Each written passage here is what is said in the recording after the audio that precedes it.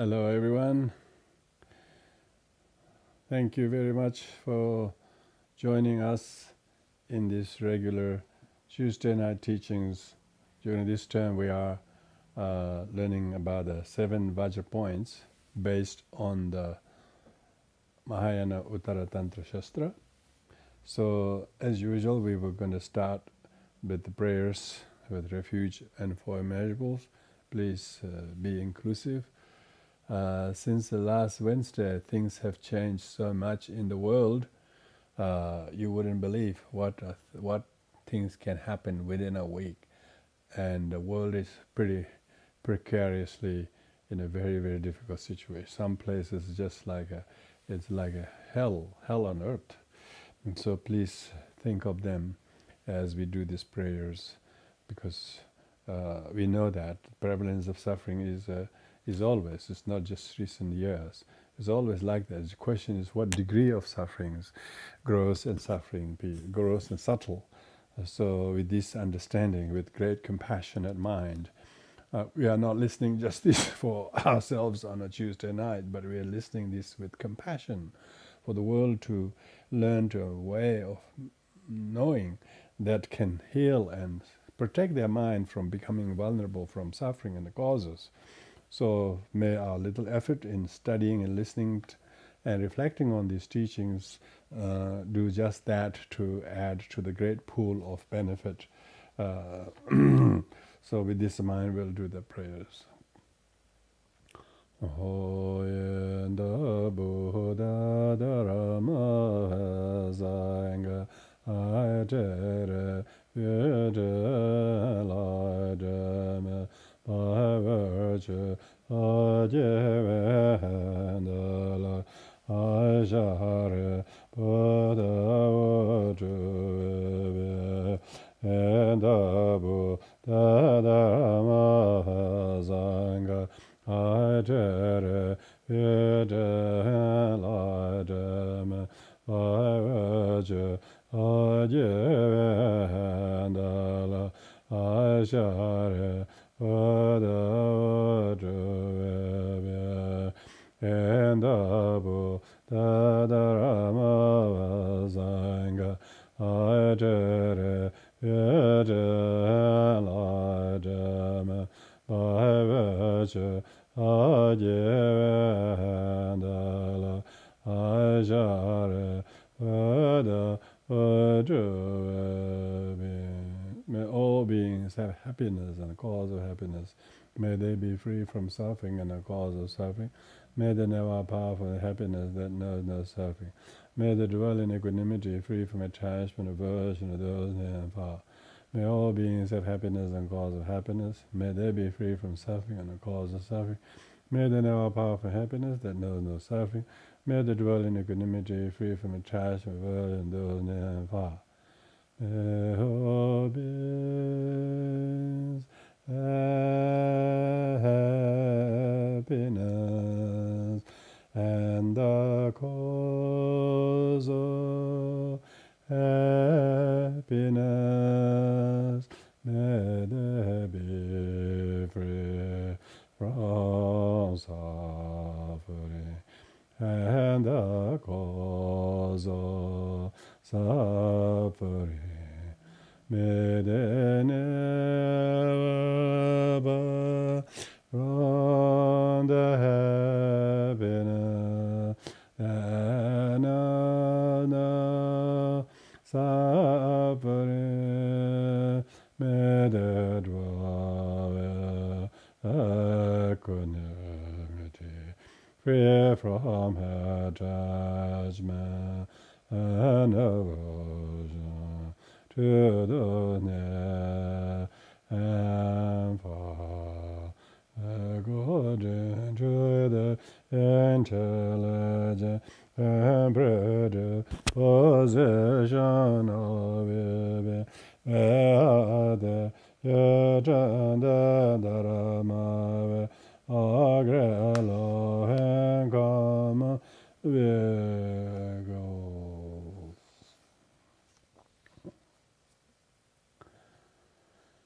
So welcome again, everyone. Thank you for giving your valuable time, attention, and most importantly, a very good intention in listening and learning these precious teachings coming from the writings of great Indian Mahapandita Asanga. Often this text is attributed to Maitreya, but it's actually the writings of Asanga, who very closely shows much of his composition were relied upon at least 7 sutras, 7 original Buddha's discourses. So that shows that how these are not, hasn't got a mythical origin, but these got an actual historical origin. So we don't try to mythologize things unnecessarily, because people try to bring a lot of supernatural religious ideas and try to make Buddhism sort of watered down by this lot of mythical stories. So this is in 21st century we try to demythologize everything, and I have actually read texts written by Dzongten in 15th century. He says actually these people say it's written by Maitreya, but actually it's Asanga had a pure vision then he believed it was Maitreya, but actually all the teachings of the Buddha, because future Buddha can't teach teachings of the first Buddha, present Buddha. Anyway, historically it doesn't make sense. So therefore, this is writings of Asanga. And writings of Asanga is Shastra. Shastra means commentary, and the commentary to the sutras. Sutra is the Buddha's sutras. Buddha's sutras are given commentary in Shastras. Maitreya doesn't give commentary on Buddha's sutras because Maitreya hasn't come yet. Historically, Maitreya is not in the list in the birth, death, and marriage, data. But Shakyamuni was born, was taught, and got enlightened, and Asanga, and so on. So let's not try to get in this mythologizing Buddhism, all these things. Try to make this really sensible historical text. Okay, so we have started the text. We have already done 3 sessions so far. This text has 5 chapters, and but main topic of the text is called 7 Vajra points. The 7 Vajra points meaning very, very, very profound, deep meanings that ordinary mind cannot penetrate and comprehend, understand. And so nevertheless, those who have a mental aptitude and predisposition to study Mahayana literature, they will greatly appreciate this. So of the 7 Vajra points is the topic, whereas the chapter 5, the first chapter covers the first 4 Vajra points. The first 3 Vajra points are Vajra points of the Buddha, Vajra point of the Dharma, Vajra point of the Sangha. So we covered that already. So now we are discussing the 4th Vajra points, which is still in the first chapter, which is the Buddha nature. So we starting from the verse number 27, talking about the Vajra points. And today we are going to start where we left last week. It started last week talking about the Vajra points. Buddha nature has 10 particular characteristics. Those 10 characters, we have covered the first 3. The cause, nature of the Buddha nature, cause of the Buddha nature, a result of Buddha nature. So those were covered up to verse number 39.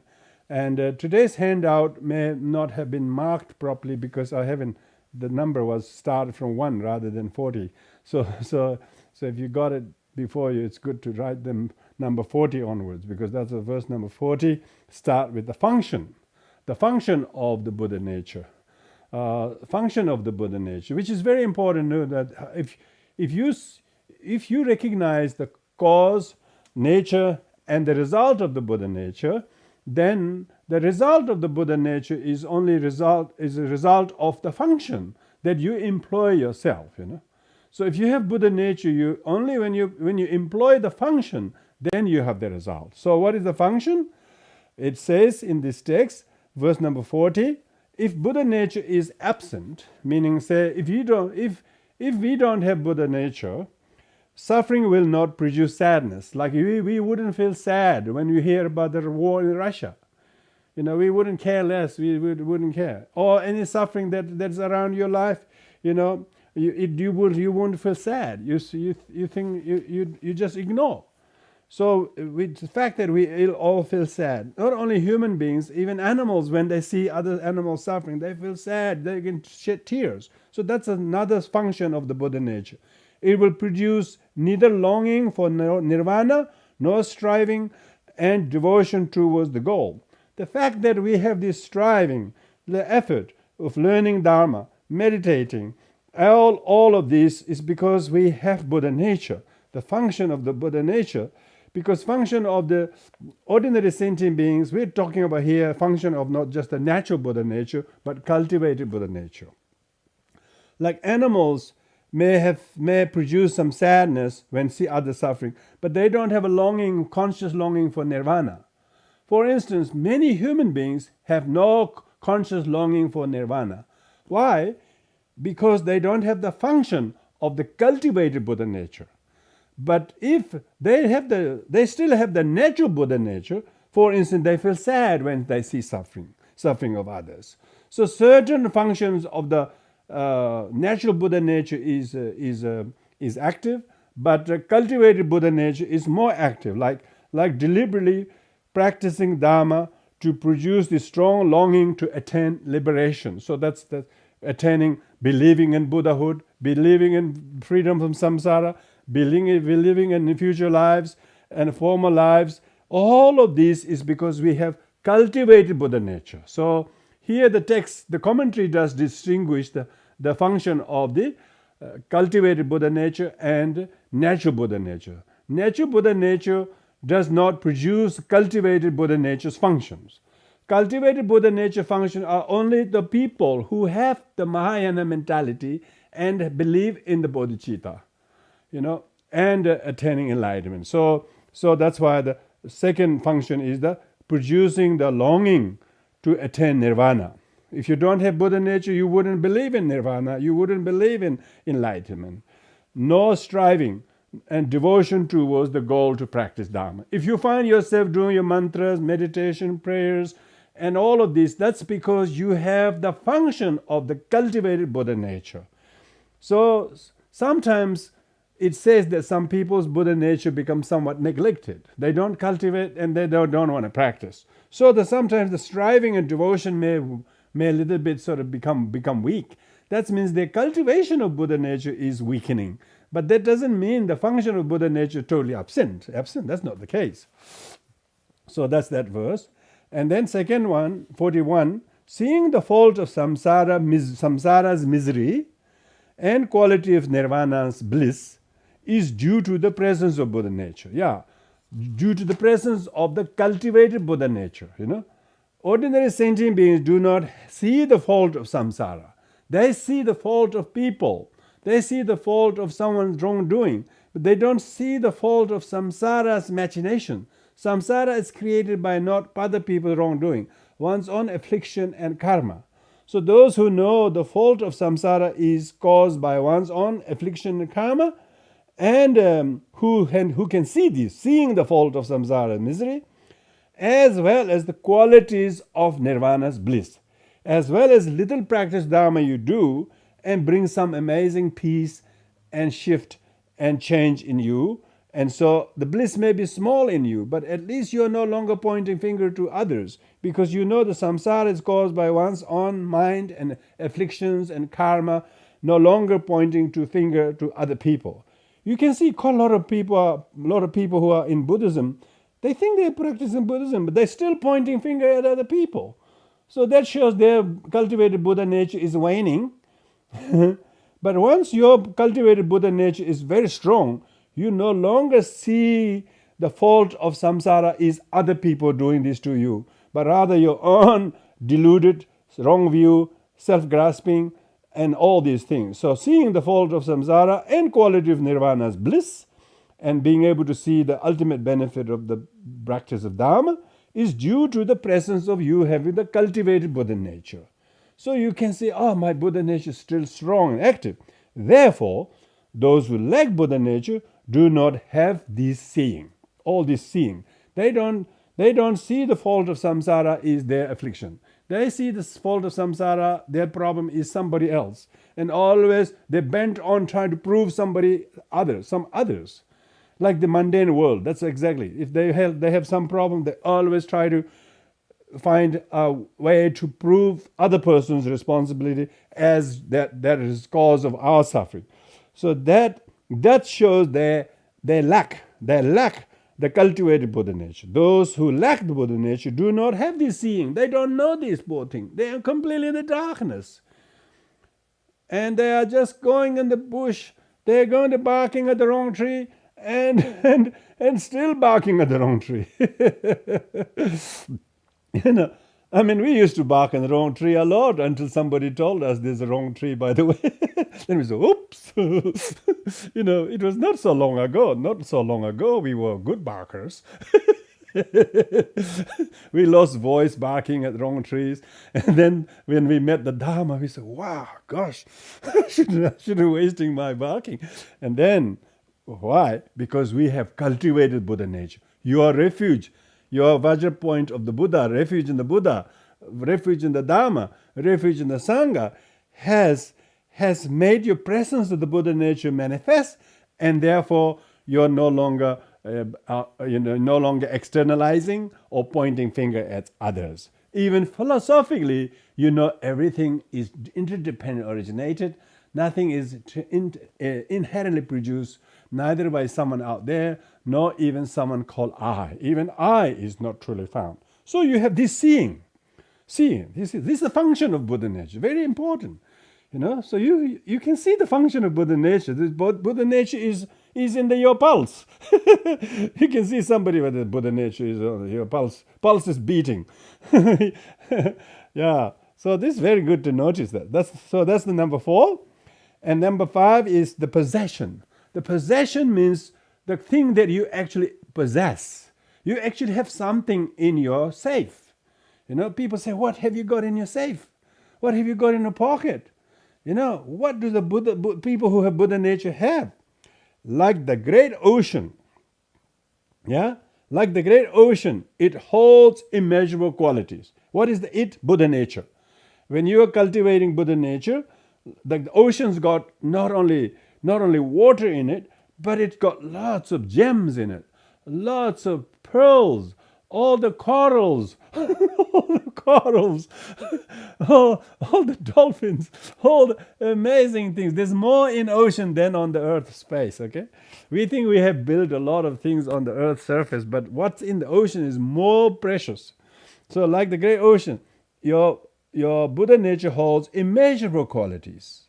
Immeasurable qualities of all the Buddha and Dharma and Sangha we talked about are all latent in your Buddha nature, latent in Buddha nature. Latencies of Buddha nature qualities are all in the Buddha nature, which are precious and inexhaustible. So when people discover Dharma, they know it's very precious because they have got it. They have refuge, and as a result of that, they have come to realize that they too are the possessor of that, because they have come to know that those functions of the Buddha nature. Like the lamp, by its nature, it possesses inseparable qualities. Lamp has a quality of light, giving light, isn't it? So, like that, your lamp of the Buddha nature will be manifesting and giving light. Victor's wisdom of Dharmakaya and great compassion encompass Buddha nature. So now it's talking about that you actually are completely intact with the enlightenment. You're intact with enlightenment. Only thing is your enlightenment is slightly shrouded or obscured by some coverings, So Victor's wisdom of Dharmakaya, that's emptiness, and compassion, this is the compassion and emptiness, encompasses Buddha nature. So the fact that you find yourself practicing compassion, and then you meditate on the emptiness of your compassion, emptiness of the object you practice compassion to, and emptiness of compassion act that you practice, seeing them all interdependently still originated, this kind of wisdom that you have is the very possession of the Buddha nature, you know. Likewise, it is taught that the container, the gems, and water symbolize the ocean. Exactly. The ocean has the ocean flow that actually is the container. And then the water. What does the container contains? The water. What does the water contains? The gem. Like that, our Buddha nature, and a precious human rebirth. Precious human rebirth is like a container, and then if you don't have a container, you can't have water in it. If you don't have water in it, you can't have gem in it. So if there is a gem in the ocean, it's because there is container. The container is the Buddha nature. The content is the gems, yeah, the gems, the triple Buddha gem, Dharma gem, Sangha gem. Because the triple gem is the result of the Buddha. These 7 Vajra topics. The first 3 are the result. The last 4 are the cause. So we are now talking about the fourth one, which is the cause. So that's why you have to distinguish when we say possession, we actually have Buddha within us. We actually have Dharma within us, and we have actually Sangha within us. So those of you who are familiar with Buddhist practice, we first do the conventional refuge. As the Buddha is out there, Dharma is there, Sangha there, we visualize them. Then later on, we visualize all the refuge practice, Buddha, Dharma, Sangha, all absorb into you. So the container, the content, and the gem are all one. Yeah? Likewise, our Buddha nature, when it becomes completely cultivated, we actually possess the Buddha nature already. We just have to unleash it. It's just like you have to uncover the Buddha nature. You have to unfold the Buddha nature. Otherwise, it is already, because a possession is not something you need to acquire something new. It is not something you have to get it from somewhere, because ocean, it has the water, ocean has the gem in it, because it's the ocean. So here, it's talking about we actually have those container, content, and the water, and the gem, and the content, all are symbolized by the ocean. So the analogy, the simile is used here. Foreknowledge is the wisdom that can see things, hear things, without using your naked eyes and ears. Yeah, primordial wisdom and stainless quality are completely inseparable from immaculate state. So these 3 qualities, the knowledge and wisdom and stainless qualities. So the foreknowledge of the knowing things as they are, knowing things that everything is empty of inherent existence, but in appearance they manifest different things. So that's the knowing things they are. And this primordial wisdom are stainless, and therefore they are inseparable from the immaculate state of the Buddha nature. Likewise, radiance, heat, and color signify the lamp. So this using this ocean, this container, and the gem and the water. Likewise, the heat and the radiance and the lamp. So this is now Asanga used these. Not this. These are not Asanga's original similes, by the way. These are all in the sutras. Okay. Anyway, he just meters these things in this verse and then explains it. So the radiance is the kind of light that comes from the heat. And the heat is heat and the radiance and the lamp. Can you distinguish them, In a lamp, if there is a lamp has oil, lamp has a wick, and when lamp has a container, isn't it? Lamp has a container. So you can't have a bottle of oil that becomes a lamp, You have to have a oil and a wick and a lamp and the fire and the lit. And like that, we have to lit the lamp.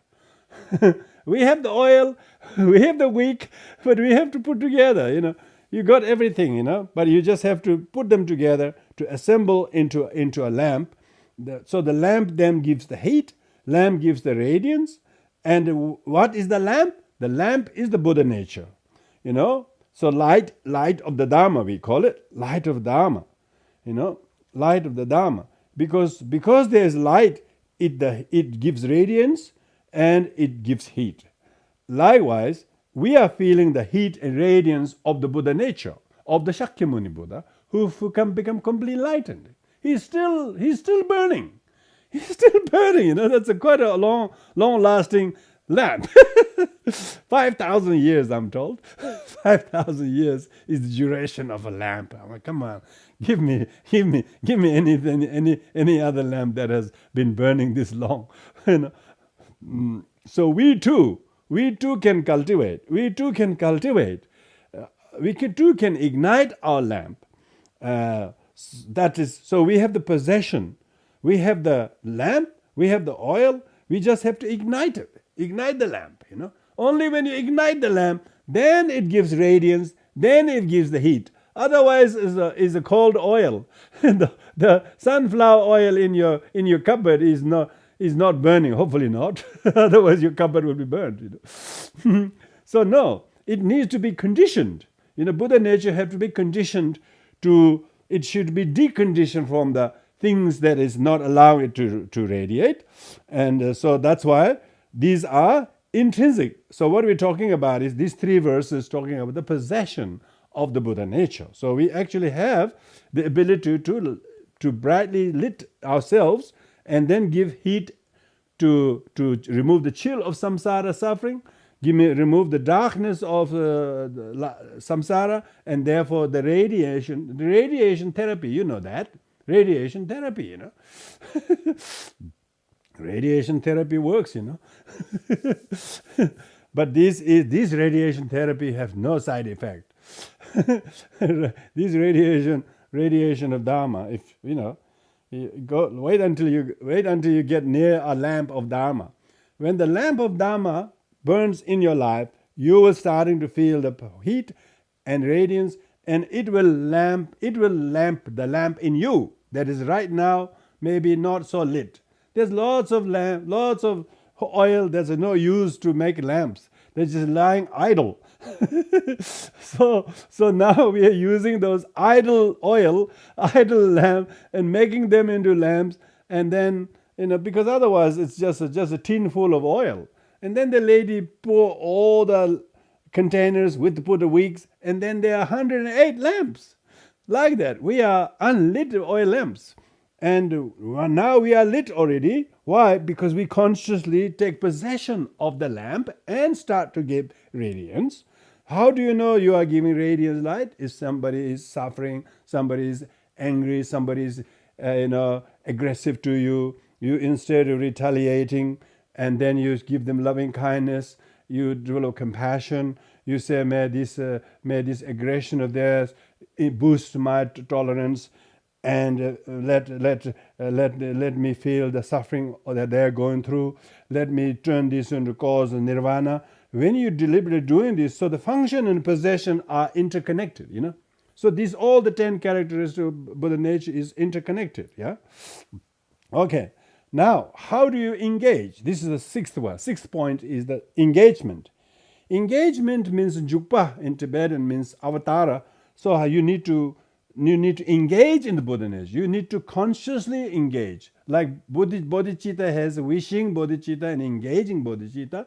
So Buddha nature that engages with engaging bodhicitta is the engagement of the Buddha nature. How? The ordinary being, realized ones, and perfect Buddhas engage differently with reality. Now this is a very beautiful example of three levels of perception, we can call it. 3 levels of perception. Deluded sentient beings level of perception, ordinary being.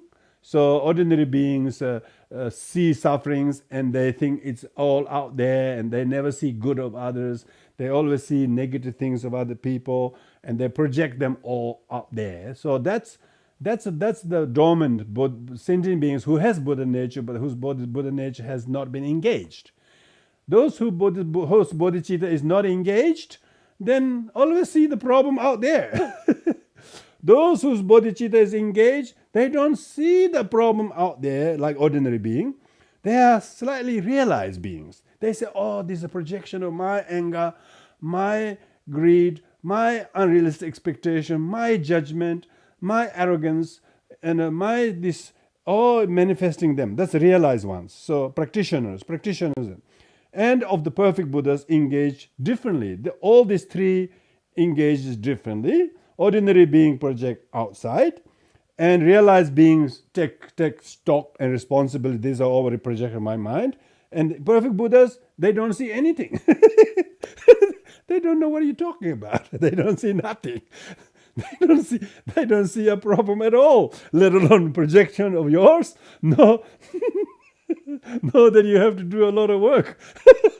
There's no form. The form is emptiness, remember? Emptiness is a form, and form is no other than emptiness. Emptiness is no other than form. So that's how the Buddhas engage with the Buddha nature in that way. You and I, we can see fellow practitioners. We are sort of relatively taking a couple of steps towards the Buddha. So we know they are not your husband. They are not your mother. They are not your neighbor. They are not your boss. They are all my projection. They are all my own negativities, my own unresolved karma and affliction manifesting. That's really good. This is practitioner thing like that. They know they're deluded because they know they're deluded, and they are deluded. But the ordinary being, they do not know they're deluded. They think it's all there inherently existing out there, and then barking at the wrong tree. So this is the difference. But the Buddha nature is still engaging. But the ordinary being's Buddha nature is still covered in darkness. It can't see because it's covered. So it's like there's a film that is covered. It can't see. So that film has to be removed. You have to remove the film. This film is called karma and affliction film. It's very difficult to remove that one.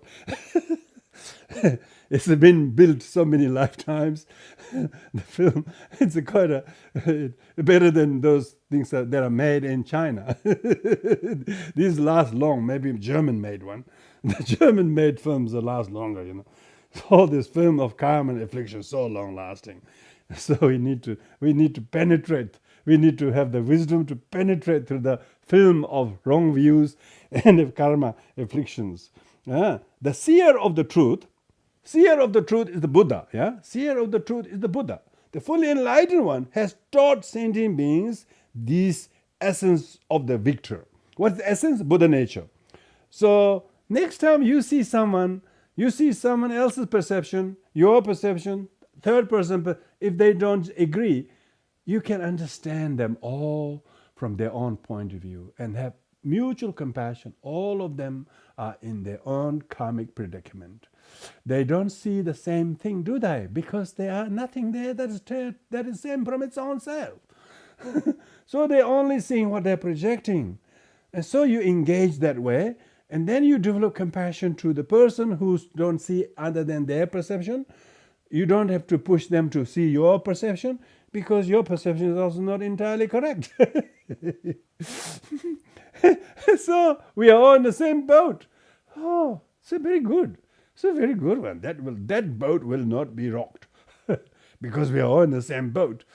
If you're in the same boat, you don't tend to rock it because it affects both of you, and you become more responsible how not to rock the boat. Why? Because you have engaged. Your Buddha nature is engaging.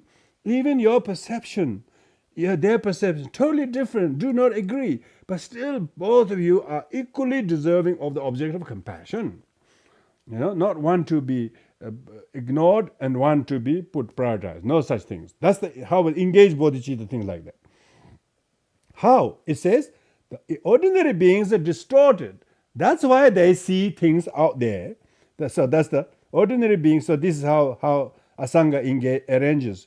His first verse explains the three, and then he explains why the ordinary beings see differently. The ordinary beings are distorted by their karma, their affliction, their habits, their many, many patterns. And the seers of truth are seers of the truth are undistorted. Seers of the truth are the practitioners. Practitioners see them as undistorted, because they see undistorted. They say it's all your projection. It doesn't truly exist from its own side. but both of you have mutual karma to make it manifest these things to you each other, but these things actually are distorted. They know they are distorted. When you know they are distorted, then you're not distorted. Good. But deluded sentient being, it's distorted, but they think it's correct. So that's the difference. Difference is very clear. Seers of the truth are undistorted because they're seeing the truth. Ordinary beings do not see the truth, so it's distorted. And the Tathagata sees reality as it is, neither distorted nor undistorted. It's as it is, which is undistorted and free of fabrication. Both the ordinary being and seers of truth are mainly conceptual. People can understand conceptually the emptiness or impermanence or the need to cultivate bodhicitta, and they can see it, but they can't do it yet, because they have got a lot of karma and habits that hasn't quite departed them. They haven't quite become totally free. So because of that, they cannot see the emptiness of it. They can see the afflictions, they can see the problems, and they know it's their own affliction, and therefore they do not react to it as badly as ordinary beings, distorted ones, because you are undistorted. Because you're undistorted, you have the nerve to control your mind and your habits and your karma, and therefore you have some degree of self-control because you are practitioners. Tathagatas don't have to control anything. Tathagatas don't have to control nothing. They don't have to control nothing because there's nothing to control, because there is no self, no phenomena. Neither self nor phenomena truly exists when you don't have the distortion of karma, which is undistorted and free of fabrication. So those two verses, 45 and 46, talks about the engaging. So you will also see in everyday life, every day, whether your Buddha nature is engaging or not. When you're not engaging, you're engaging, but engaging like a deluded one. Deluded one always say, he did this to me, they do this, how dare they like that, how he that, always engaging in deluded way. So Buddha nature, but still deluded Buddha nature. But sometimes you straight away come to your senses, oh, it's actually my own thought, my own selfishness, my own self-centeredness. It's manifesting like that. Oh, I can realize this, but I can't still stop it from manifesting. So you just say, I need a bit more retreat. I need to practice. Oh, I need to purify my karma. I need to do lots of training. And so that's how you engage. You are engaging in that. All of you are practicing like that. I can be pretty right that one. Otherwise, you wouldn't be in the teachings diligently attending like this and reading and practicing with your sangha like that, because you are engaging your Buddha nature on that level.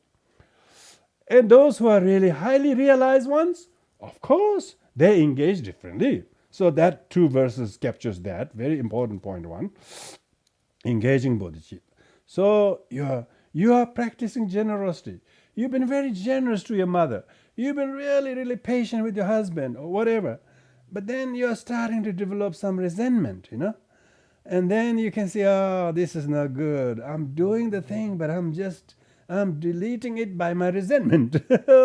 See? So you can see you are engaging bodhicitta, Buddha nature, but still with this lot of injuries in your mind, yeah? So you can see your limitations, but you can't totally liberate yourself from that. So you can see the level of your engagement, yeah? And you could almost imagine what would be to be fully enlightened one. Fully enlightened one always have the wisdom discerning emptiness of things, and then being able to impart compassion for those who don't see them. All the time, You always have compassion to the others who can't see them. You have at least wisdom to meditate on emptiness, but at the same time not deny the existence of that, because it does exist to the deluded one on the level there is, and then try to tailor compassionately how to come to on the level they are at, and then go out of your way to meet the met needs of others selflessly. So this is the difference of engagement. I'm sure you find yourself doing this engagement. You know, this engagement is are you engaged? Yes, I'm engaged. Yes, can't you tell I'm wearing this ring? How do you know your Buddha nature is engaged? your ego is rubbing off various things, but still you renew your bodhicitta every day. 6 times a day you need to engage. You renew your bodhicitta, renew again and again. So that's the engagement of bodhicitta. Okay. Number 7 is the phases. The phases. This is very important. These 3 phases is actually goes to explain the 3 levels of the perception. Impure, the purified, impure, and the perfectly pure phases are respectively sentient being, bodhisattva, and tathagata. So when we talk about in Lamdre teachings 3 levels of perception, they talk about a deluded person have impure perception. Practitioners have purified the impure perception, but they still have an experiential perception of that purified perception, but not totally free of it. Whereas the perfectly pure ones are Buddhas. So that's why the phases are you can identify the 3 phases. The 3 phases are already captured in the commentary. The commentary that it breaks up that where the 3 phases starting from verse number 47. But I would argue that it's already covered in the verse number 45 onwards. Phases in possession are mutually inclusive, isn't it? Mutually inclusive. But this is the nature of the commentary. Commentary breaks down everything.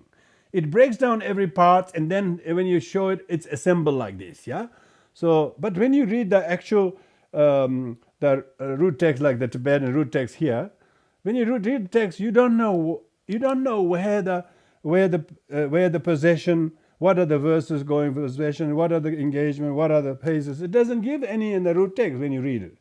The commentary, like Rongten, breaks them down how each of the verses relate to each particular of the 10 characteristics. So that's why I have put these subtitles and numbers. Like in Tibetan text, they don't have number of the verses, so you don't know where the hell you are. They don't even give the chapter numbers. They don't give the chapter as a heading. They only tell the chapter when it finishes. They say, here end the 5th chapter. So, of course, we can't do that. We have to put down the verse number for each verse, and then each particular section and subsections in the normal education form. That's how we should learn. So that's the commentators. Shastras are like that, commentaries. Anyway, now we moving to the number 7, the phases of it. These three means impure perception of deluded people, purified impure of the practitioner, yogis, and the perfectly pure, the Tathagata. These three terms, ordinary, bodhisattva, Tathagata, as individuals, and the perception are impure, purified, impure, and perfectly pure. These 3 terms are used to explain the meaning of the 6 points. What 6 points? There's these 6 points we cover so far. From nature of the Buddha nature, cause of the Buddha nature, result of the Buddha nature, function 4th, possession 5th, engagement 6th. So this is talking about. These 3 terms are used to explain the meaning of the 6 points we cover so far. So what does the number 7 phase do? The phases are, this verse number 47 and 48 are encapsulating what was covered from verse number 30 all the way up to here. This is what Khenpo Kedru, when I heard the teaching, this is really, and it never leaves my mind. He said, why is Asanga using this method of teaching? He makes a little comment and brief, then he elaborates, and then he summarizes it. That's actually all modern educational textbooks are, isn't it? You first give a summary, give a kind of brief introduction on the top, Then you break it down everything at the end, and then at the end you do a summarizing. So that's exactly what's happening here. The verse number 48 summarizes all the things that is covered from verse number 30 up to here. These three terms are used to explain the meaning of the 6 points, including the nature and so on. Exactly. Nature and so on. What nature? Buddha nature, Buddha nature, cause of the Buddha nature, function, possession, engagement, and this phase itself, in light of the three phases. So all of these 7 points are discussed in light of these three phases. We have to talk about the three phases because these are three levels of perception and intelligence. In works of Atisha and Kadamba Master, they talk about lesser scope, middle scope, and great scope. People of lesser intelligence, talking about those who only wanted to practice Dharma to attain higher rebirth. Okay, that's the person of lesser scope. Person of middle scope is, no, they're practicing Dharma not just to attain higher rebirth, but to go out of samsara, to attain nirvana. Okay? The higher scope is the most superior intelligence, person who wants to attain perfect Buddhahood for the benefit of all sentient beings. So people like Atisha and others have used this kind of thematic structure of the Mahayana Buddhist path, generalist Buddhist path. First two are treated as worldly and Theravada, and then the third one is Mahayana. Now, these three phases we are talking about is not that, okay? Don't confuse this with that. This is the three phases of the people who are already in the Mahayana path, but some who has not deliberately given rise to bodhicitta. They haven't taken the bodhicitta vows, for instance. They haven't actually said, yes, I will adopt bodhicitta. So those who have adopt bodhicitta but not cultivating them, still have their practice has been ignored and neglected. Others are not only have developed the bodhicitta and made the vow and are actually engaging themselves. This is what they're talking about. Three phases are those who know Mahayana teaching is authentic, they really believe in it, so on, but their practice has sort of drifted away. Every now and then, when they know, they put their hands up, and then they know the triple gem and bodhicitta is amazing or something like that. But actually, they're not doing deliberate practice of cultivation. So those who are doing deliberate cultivation of Buddha nature, these are the purified, impure ones. Those who know the Dharma but still not doing purification, still remaining covered in dirt. So that is this phase. So when we talk about these three phases, we're talking about the phases within the practitioner of Mahayana. So we are not talking about the Atisha's three scopes. Okay, that's pretty ordinary.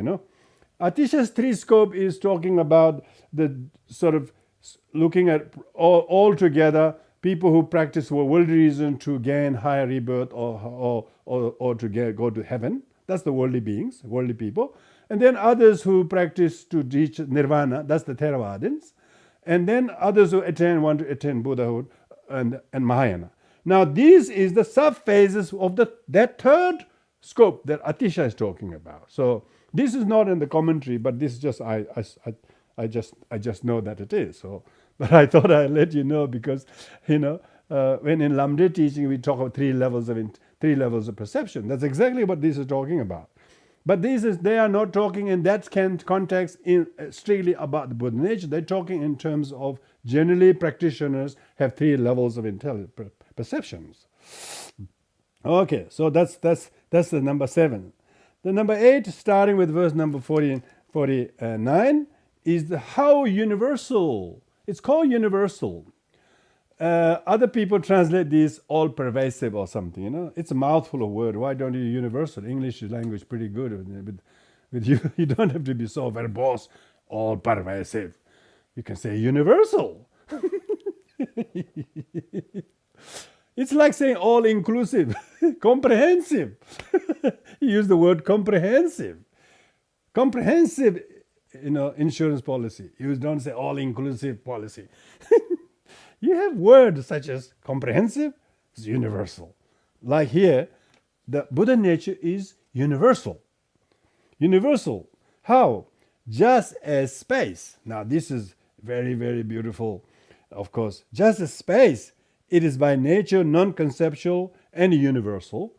Because space doesn't say, oh, this is Australian airspace, this is New Zealand airspace. The space itself doesn't do that. Space itself is just universal. It's the New Zealand airspace. It's New Zealand say, oh, this is our airspace. Australians airspace. Oh, don't fly Aeroflot in our airspace. All that sort of stuff. Oh, this is poor world, so small-minded. So the Buddha nature is like the space. Just as space, likewise, our Buddha nature is non-conceptual and universal. The nature of the mind is also stainless and universal. So we need to think of it. Our Buddha nature is expansive. It's inclusive.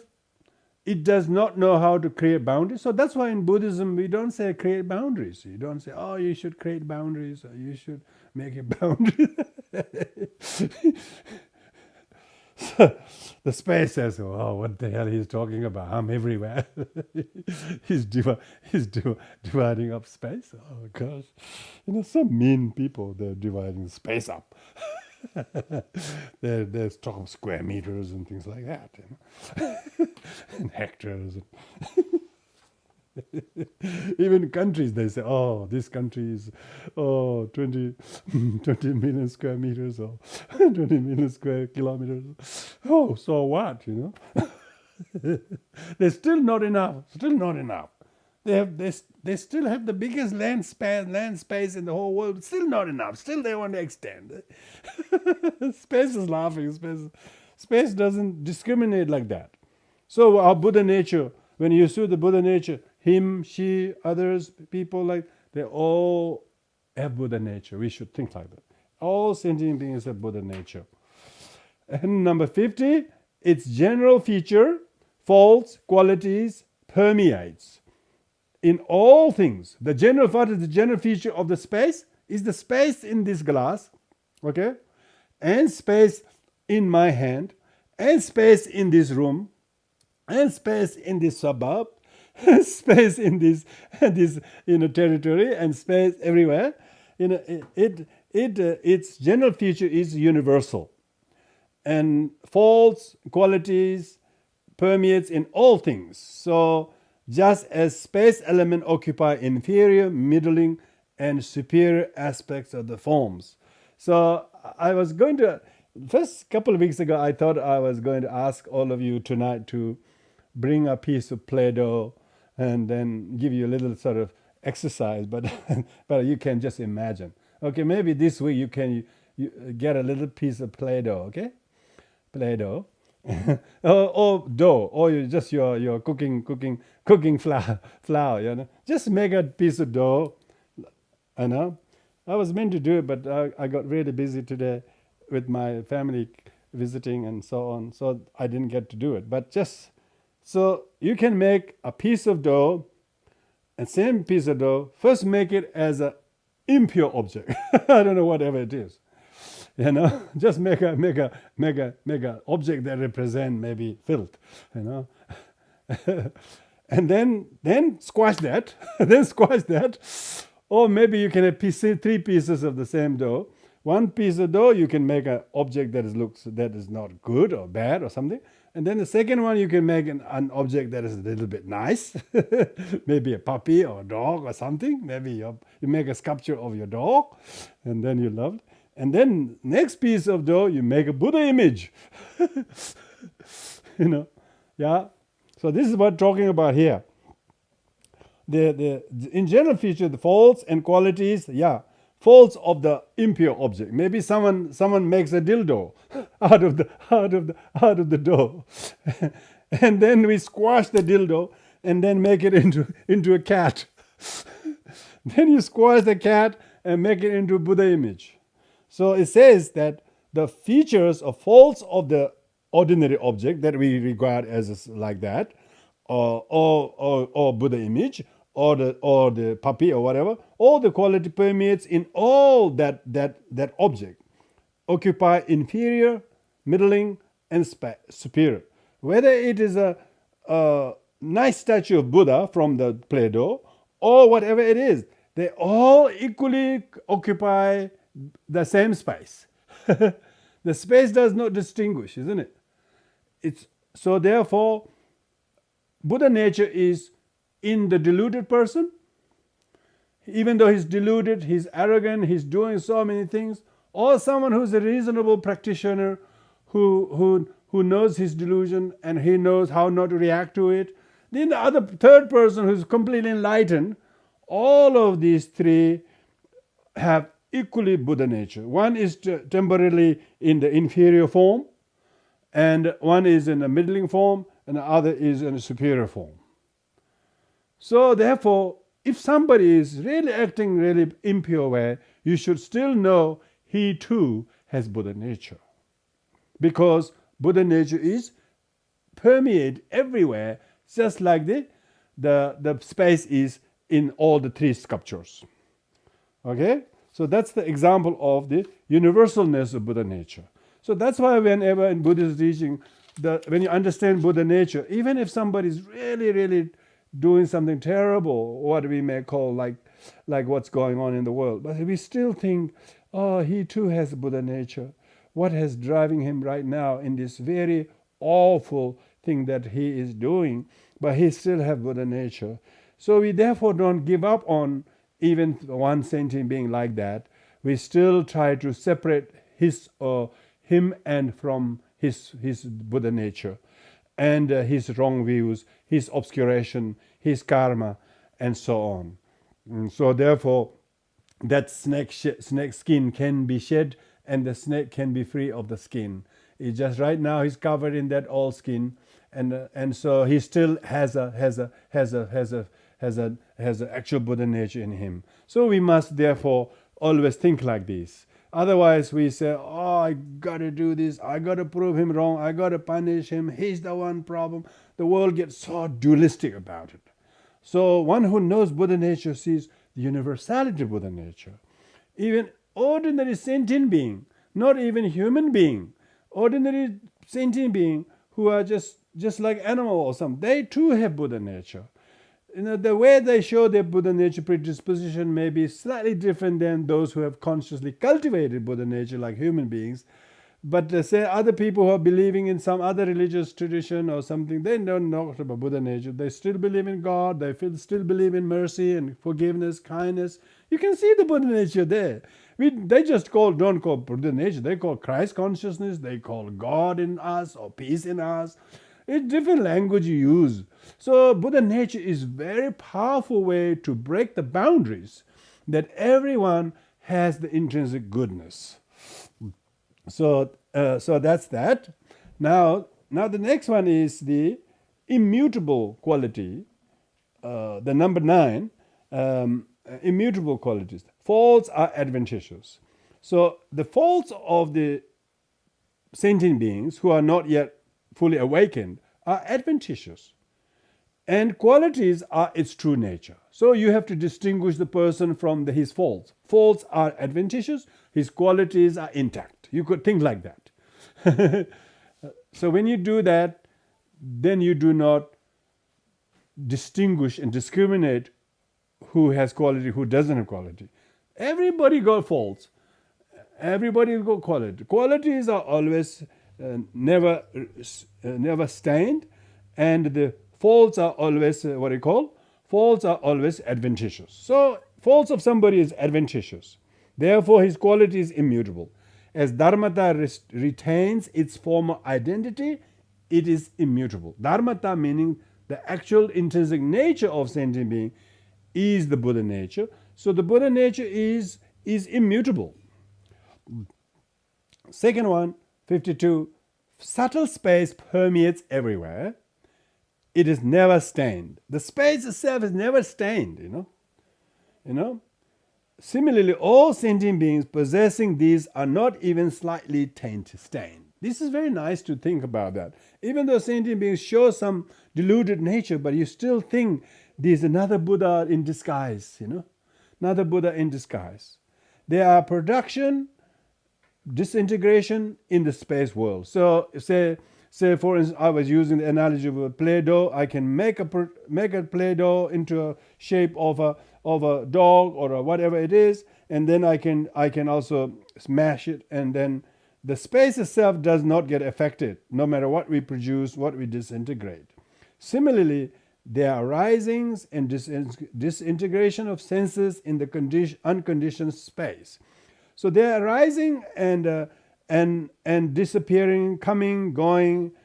All these things appears only to the senses, but to the space, like Buddha nature, is unconditioned. It is never kind of affected. So it's always remain unconditioned space. Therefore, is called immutable.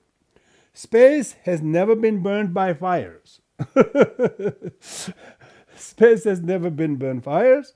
Similarly, this is not. This means Buddha nature. Buddha nature is not burned by fires of death, sickness, and aging. This is very important, yeah. So he's likening the Buddha nature with space and the defilements as fire. Defilements does not actually cause a dent to the actual Buddha nature. It only hides the quality of Buddha nature temporarily, and so therefore you don't say, "Oh, I'm going to die. I'm going to seek." If you know the Buddha nature, you don't say, Buddha nature doesn't get sick. Buddha nature doesn't get old age. Buddha nature doesn't get defeated. Buddha nature doesn't get robbed.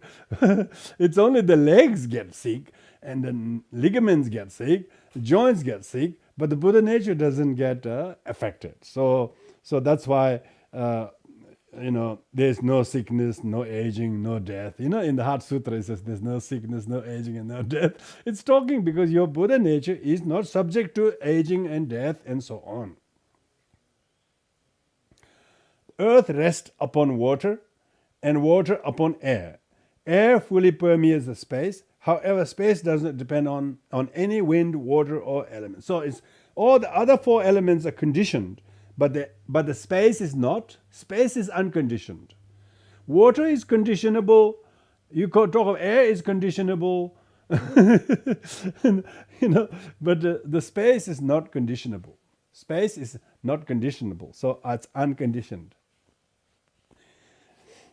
So this is talking about how unconditioned the space is, like the other elements, unlike the other elements.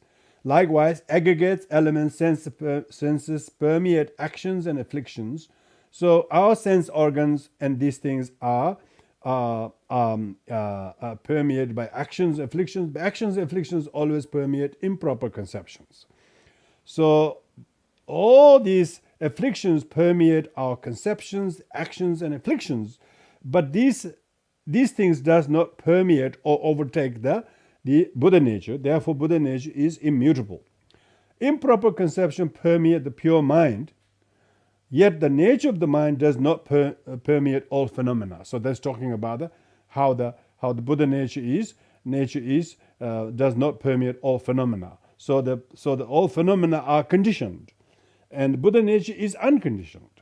Because it's unconditioned, it is not corruptible, it cannot be, it could not be affected, Buddha nature doesn't get wet with water.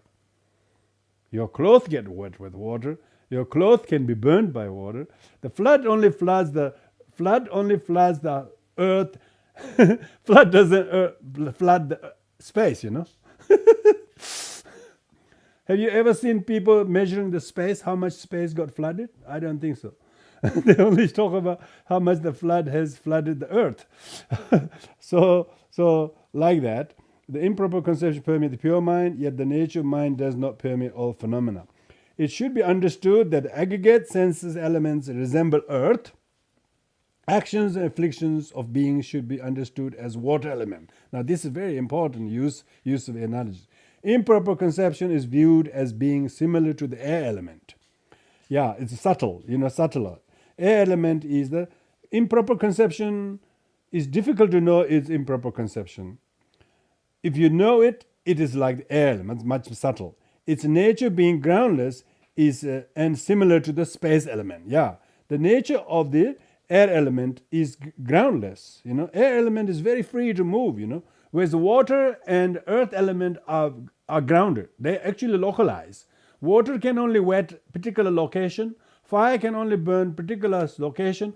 But air is not localized. Air actually permeates everywhere. Likewise, our improper conceptions of defilements actually permeates like air element in us, and therefore it does not doesn't. But it does.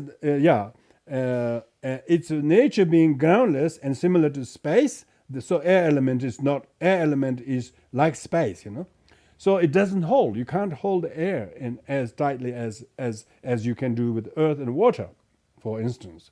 You can have airtight containers, but that's not same as water and air, water and earth, sort of. The improper conception rests upon the nature of the mind. Improper conception give rise to manifold actions and afflictions. So this is talking about the relationship between the karma and afflictions, improper conception, in relation to the earth, water, fire, air, and space element.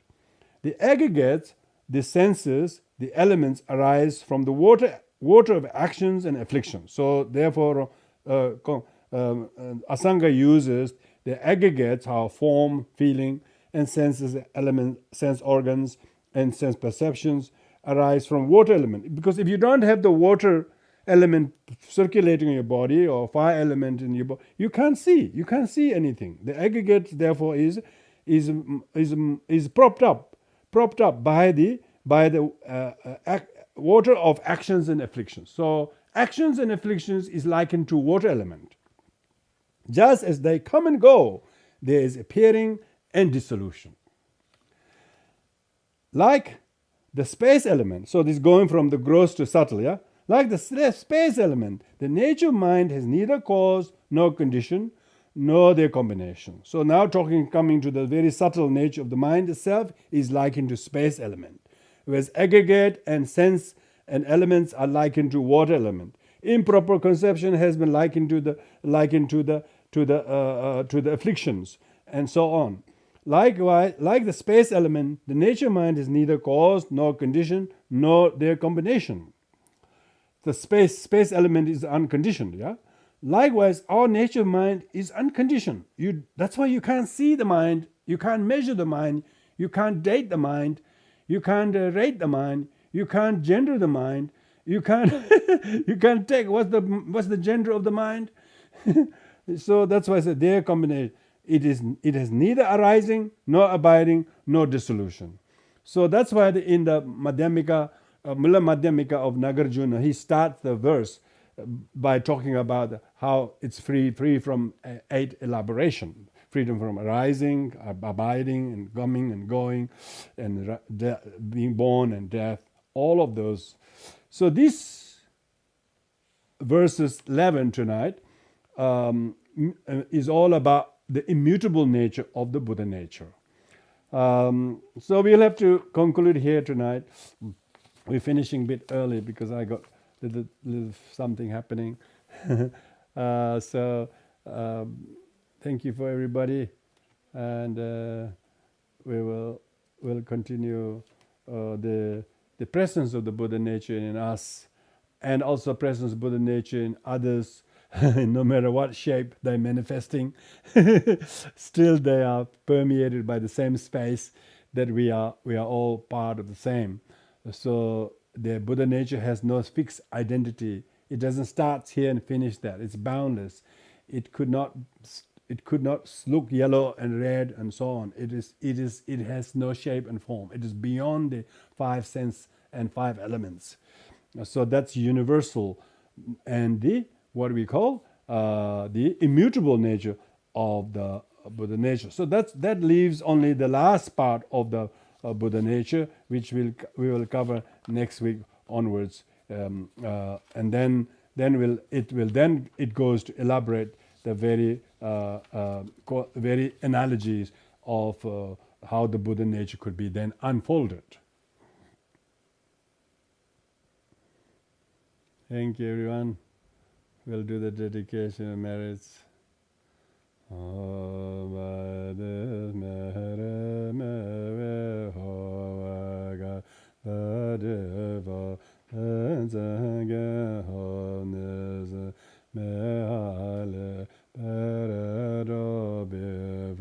the ocean of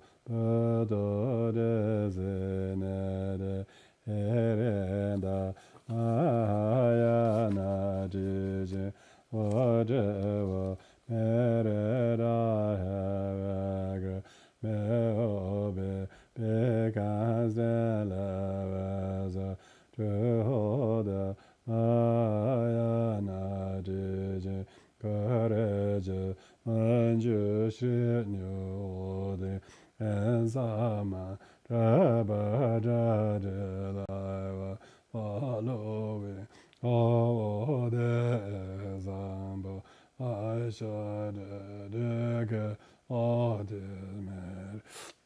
Medazalam Bodhijida Cheba Edanayadams has been born mating freely with the generation.